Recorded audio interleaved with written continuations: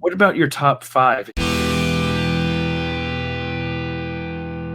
If you guys have top five in the entire new canon series, what would you guys pick? Do you guys have those titles available? Yep, I do. This is not only my favorite book in the new Disney canon, it's actually one of my most prized possessions. My wife got this as a gift for me. It's from a certain point of view. Oh, that's a good choice. Yeah, I love this book. And I was having a horrible day, and my wife bought this for me because she wanted to get like a pick me up type gift, and I fell in love with it. I love reading about all the other different characters, but that is definitely my top one that I recommend to. I hope that they come up with one for Empire Strikes Back. Yeah, you know what? Because it's the 40th year anniversary for Empire, so that's what they came out with, a certain point of view to say it 40 years for Star Wars. So now would be the time to do it. Maybe we'll get an announcement soon, maybe for fall. For my second one, my second favorite was Solo Last Shot. I really enjoyed that. I like how they put a unique twist on the. I won't spoil it, but the villain in the end. Like I love the twist. And now the third one is the first canon book I ever read, and that was Lords of the Sith. Oh, it's so good. Yeah, that one. So good. Like I loved it, and like I said, it was like I love the tension between Vader and the Emperor, and I loved how dark and gruesome it got. And were you gonna say something? I'm sorry.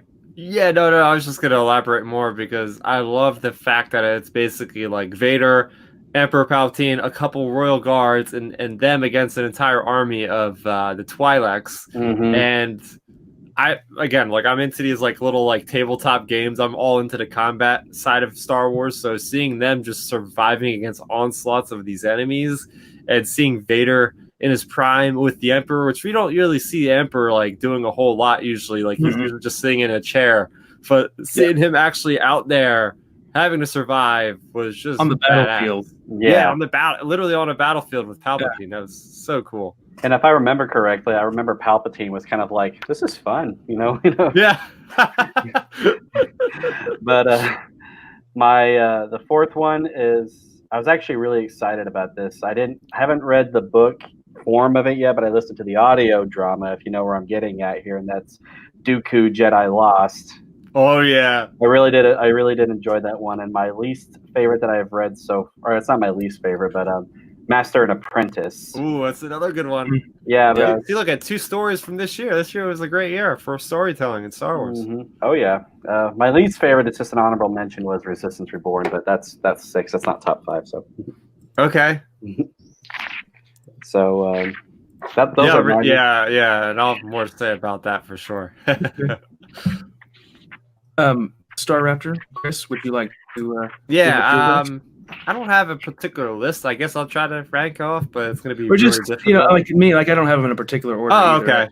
Okay, well, just because he mentioned, I'll piggyback right off him with the Rise of Resistance is up there. It's one of my favorite novels put out so far, because I feel like Rebecca Roanhorse, and you met her, which is really cool, by the way. Yeah, I did, yeah. Resistance Reborn. Yeah, and the way that they're able to take all these characters that were previously, focused on in prior stories, not just from books, but from comics and video games, and her able to make them all intertwine and intersect and have all their voices remain the same to the other mediums that they were first portrayed in, was just such a feat that she pulled off so well. And to have all these locations that tie into other things as well. It really felt almost like an Avengers style Star Wars book, where you're getting all these characters that we've never even seen in books before to that extent. Like, you're getting the Poes, you're getting Leia, you're getting Rey, all these big shot characters that I've wanted to see in these books, and we hadn't gotten them until literally right before the final movie of the Skywalker saga. So that's definitely up there with me. And it had a really good villain. It didn't have huge action set pieces, but it did play a lot into what the characters were going through at the moment. And it really did a great job of branching between the two movies, which for me was a super big win. Let's see what else on my list. I'm going to keep it with the theme of Leia. And sticking with sequel trilogy, I'm going to have to go with Bloodline. I thought Bloodline was another fantastic novel. I know you liked Master and Apprentice, same author.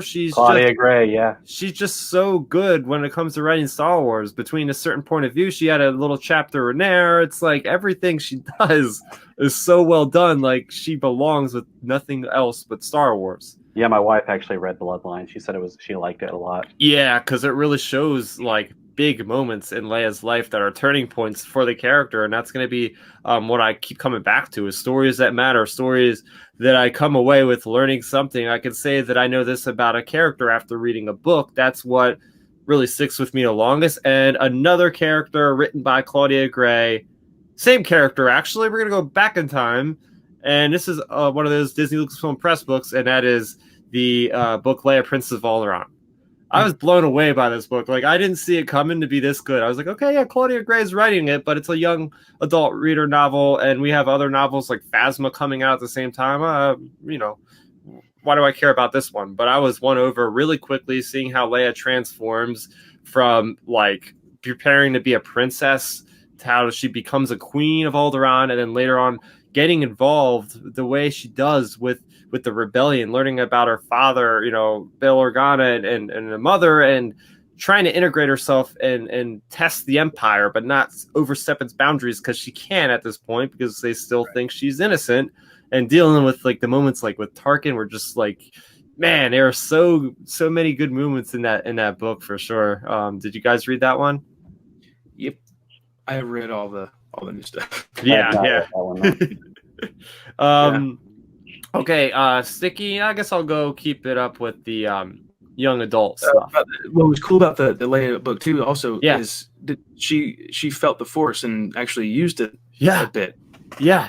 That was a pretty good touch. And that's one of those things where it's part of that whole framework of the Journey 2 books. And usually a Journey 2 means that there's going to be something that hopefully plays out in the film that we'll be seeing in a couple weeks after these books are released. And as soon as I read that, I was like, I feel like we're going to see Leia do some kind of use of the Force in this, The Last Jedi at the time. And yeah, I was like, yeah, it makes sense. Like, she tapped into the Force at a moment where she was very desperate, and it was almost like a reflex, other than like she couldn't consciously control. And now having Rise of Skywalker, we can think about that as completely part of her training or something at this point. But yeah, it definitely carried over. Another book that I really liked, and again, a book that I thought was a young reader novel. And what's up? Sorry, while we get to that one in just 1 second, I'm just going to bring a guy into the stream real quick. Oh, okay. And then we'll continue that. Jeremy has joined us. Hey, Jeremy.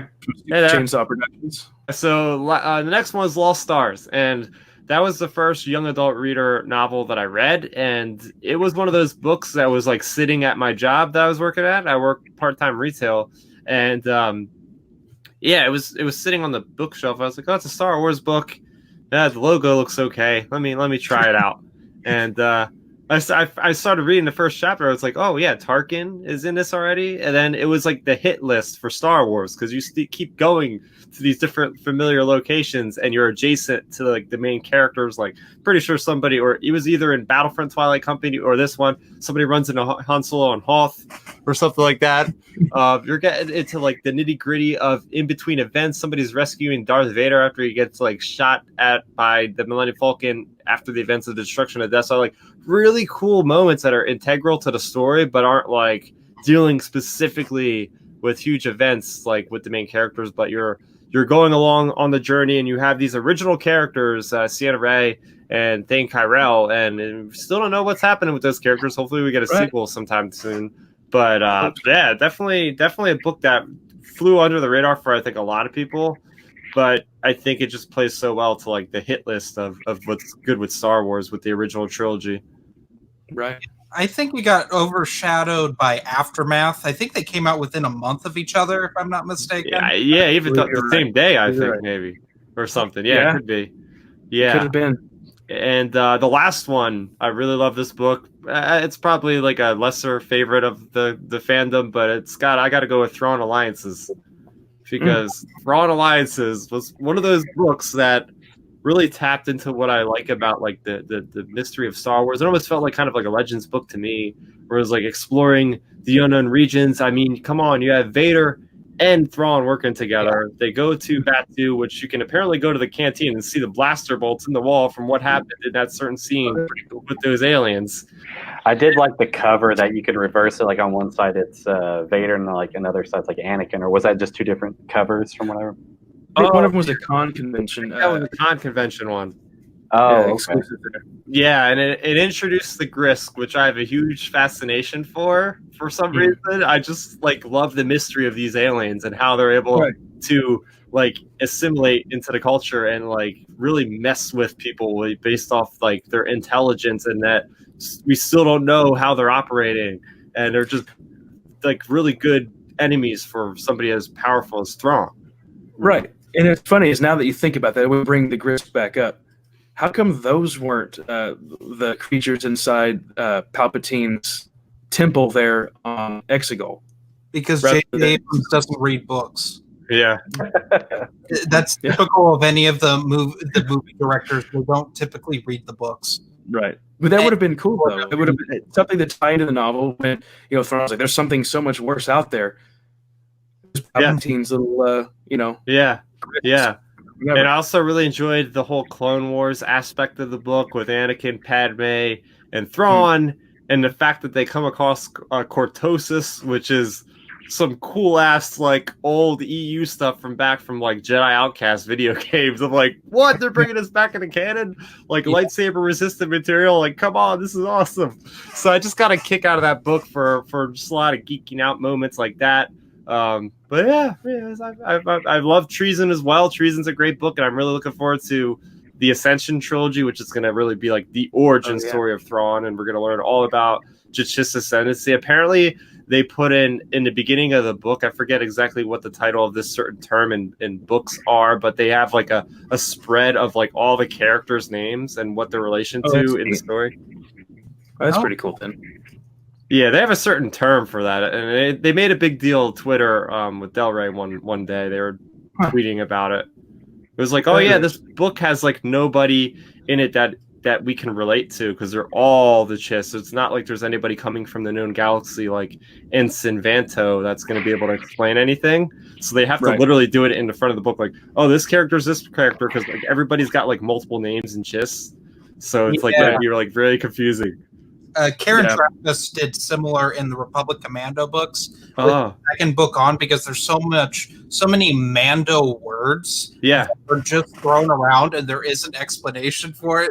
So it's like a glossary in the back that you're having to go to to figure it out. Eventually you should pick up on it. Yeah. Well, there you go. That's my 5. Yeah. Those are a good 5. Jeremy, do you have 5? What are your top 5? I at least have 4. At least 4. I will get to the 5th one once I get to 4. My number 1. So I have a number 1, and then the other 3 are kind of interchangeable in liking. But this book, to me, I should preference this by when I lost all my books in the fire. Del Rey sent me a care package, and they sent this book I was really looking forward to, and that was Master and Apprentice. And I just loved the book.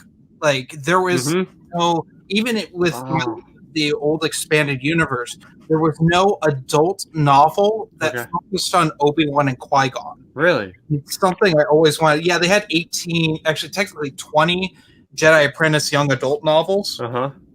And they just sort of left it alone.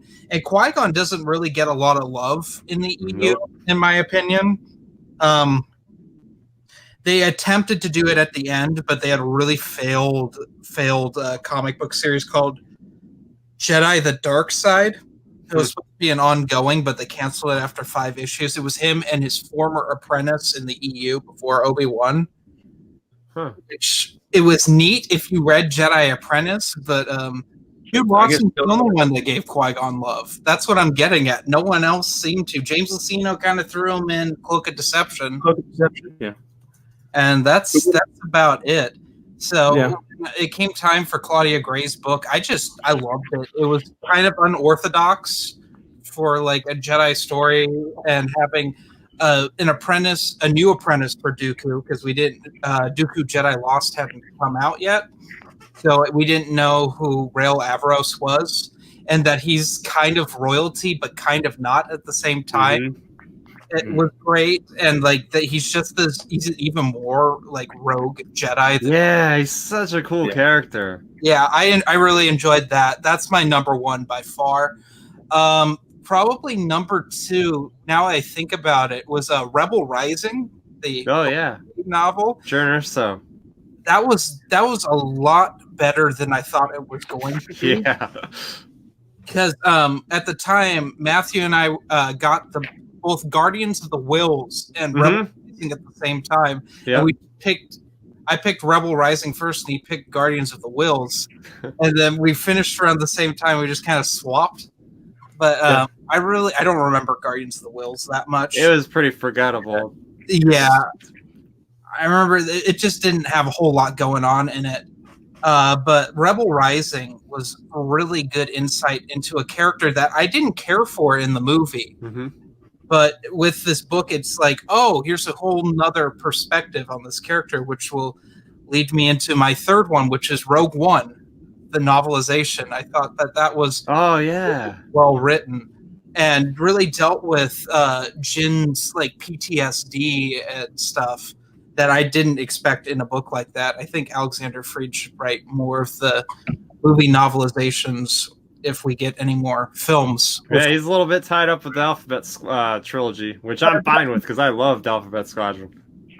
And Battlefront Twilight Company is another fantastic read. Yeah, that's my fourth. That is such an underrated book. Like I feel like not many people have read that one. I'm like, you guys gotta read this. I think it has to do with the Battlefront game was so poorly received that they just didn't want anything to do with the Battlefront game. That could be a good point. That's a good point. 5. That's tough. Probably Lost. It's not Queen's Shadow.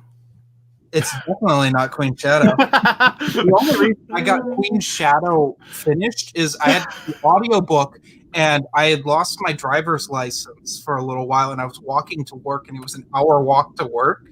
Oh my gosh, that's commitment. So walking an hour to work every day? Wow. In July. I couldn't do it. No.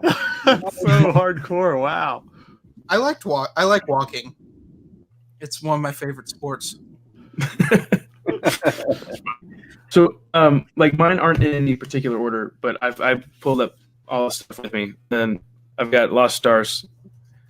Like we talked about, it's just an amazing book. It's got not Lost Stars. What are you talking about? Wait, what? Lords of the Sith. but yeah, like you got Palpatine, Vader, just causing some destruction on the front lines, causing chaos. You had the rebels doing that daring mission, blowing up a Star Destroyer. It was just awesome. Catalyst is another one. I thought it was the perfect build up to Rogue One. Is that any good? Oh It yeah, is, in my it's opinion, almost fantastic. essential reading, in my opinion. Yes. It is. It's not my favorite Lucino book. Even in the new canon, I like Tarkin a little more. But yeah, I mean, it builds up to a lot of backstory for Rogue One. And speaking of Rogue One, the novelization makes my top 5. Alexander Freed, an amazing author, just puts more into Jin's mind in the book than we get in the film. Just some great stuff in that book. He's such a great writer. And the underrated book that we just talked about, Battlefront Twilight Company, Alexander Freed. Another Alexander Freed, so he's here twice. Yeah. And one of my favorite things in here is that I thought Rogue One took from this was a Vader scene. I remember in this book, I think I'm remembering correctly that Vader is in a hallway on Hoth, just causing chaos, and like one of the troopers' perspective is like, there's this guy, he's just slaughtering everyone. Yes. And to actually see it in this film was incredible. And I was like, and when the scene came up in the movie, I was like, that's what it was like in Twilight.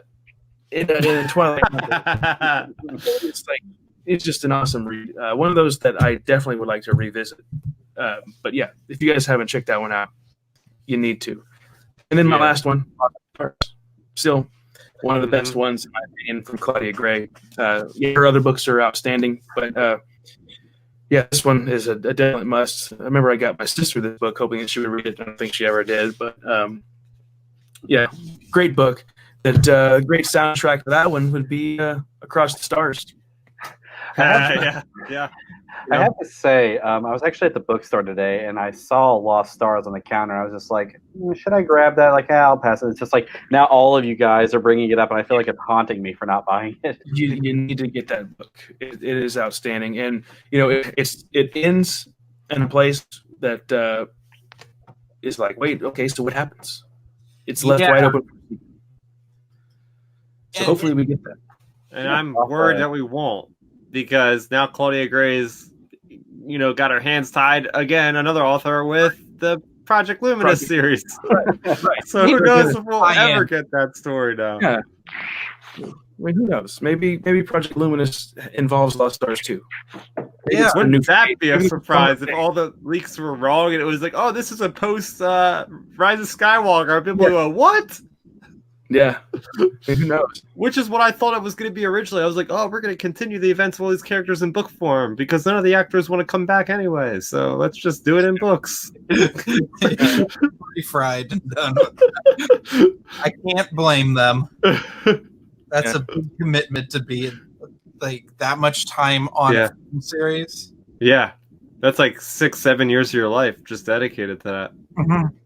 And most of them, I don't know if Daisy Ridley did like one film that wasn't Star Wars. Yeah, it was the one on the train. What was that? Yeah, it was Murder on the Orient Express. Yeah. Poirot, like, fine movie. And John Boyega, the only thing did like one. He was in Detroit. If any of you saw Detroit, it's a pretty good movie.